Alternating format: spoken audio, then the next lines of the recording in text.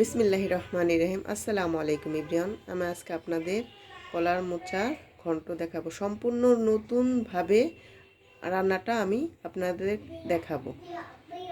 প্রথমে আমি কলার কেটে নিব, কলার মোচাটা আমি কেটে নিব। আমাদের কলার মোচাটা কাটা হয়ে গেছে। দেখেন আমার হাতের কি অবস্থা।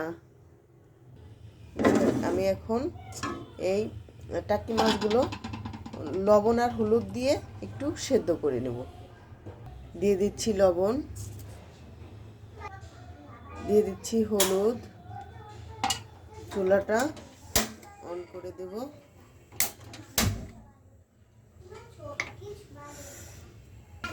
মোচাটা আমি পানিতে সেদ্ধ করে নেব।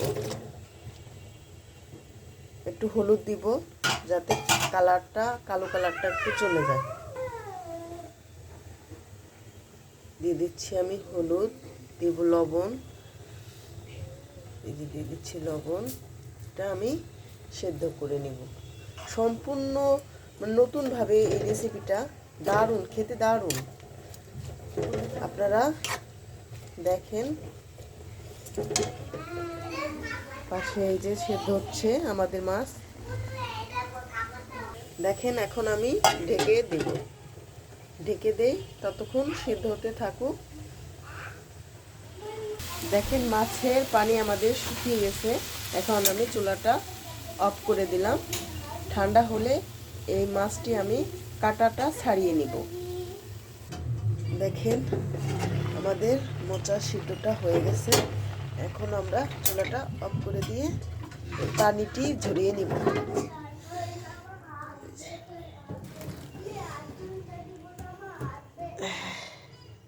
এভাবে পানিটি ঝরিয়ে নিব। মাছ ঠান্ডা হয়ে গেছে একটু। এখন আমি মাছটা এভাবে করে কাটা ছাড়িয়ে নেব। দেখেন আমি মাছের কাটা থেকে মাছ আলাদা করে নিয়েছি। এখন আমি এই মোচাটা হালকা করে ব্লেন্ড করব। দেখেন আমি ব্লেন্ডারের জগে ভরে নিয়েছি। এখন আমরা হালকা করে ব্লেন্ড করব। দেখেন আমি এখন ব্লেন্ডারে এই যে ব্লেন্ড করতেছি। দেখেন আমার ব্লেন্ড করা হয়ে গেছে। এই যে দেখেন আমি পুরোটা করে নিই, ফিনিশিং করে নিই। কিছু কিছু আছে, সাবা সাবা আছে। এইভাবে করে আপনারা ব্লেন্ড করে নেবেন। এখন দেখেন আমি এখানে রসুন থেতলে নিছি পাটায়, তারপরে শুকনো মরিচ 4টা, আর পেঁয়াজও থেতলে নিচ্ছি পাটায়, আর গোটা জিরা অল্প, সামান্য পরিমাণে অল্প গোটা জিরা। এবার দিয়ে দিব তেল, দিয়ে দিচ্ছি তেল।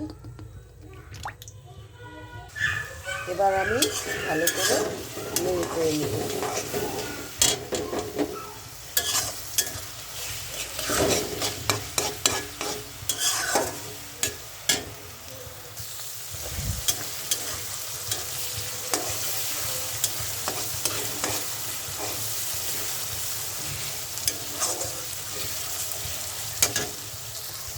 দেখেন আমার পুরানিটা লাল লাল হয়ে গেছে। এখন আমি দিয়ে দিব মাছ।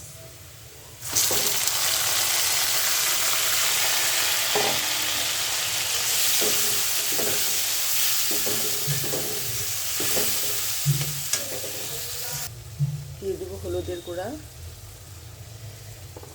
দিব সামান্য পরিমাণে লবণ, কারণ আমরা মাছেও লবণ দিয়ে সিদ্ধ করছি, আবার মোচাতেও লবণ দিয়েছি, এজন্য সামান্য পরিমাণে লবণ।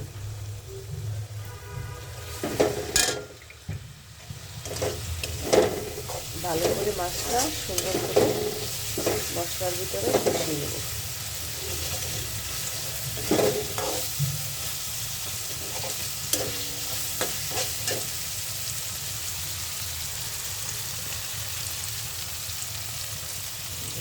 সামান্য পরিমাণে কাঁচামরিচ।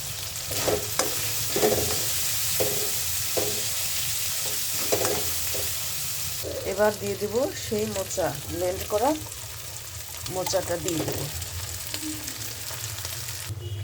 এবার আমরা ভালো করে মাছের সঙ্গে মিশিয়ে নেব।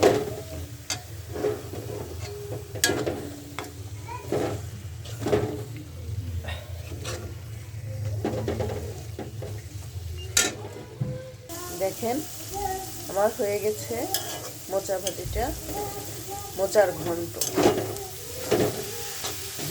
সম্পূর্ণ ভিন্ন স্বাদে, খেতে খুবই দারুণ লাগে। এইভাবে একবার আপনারা রান্না করে দেখবেন।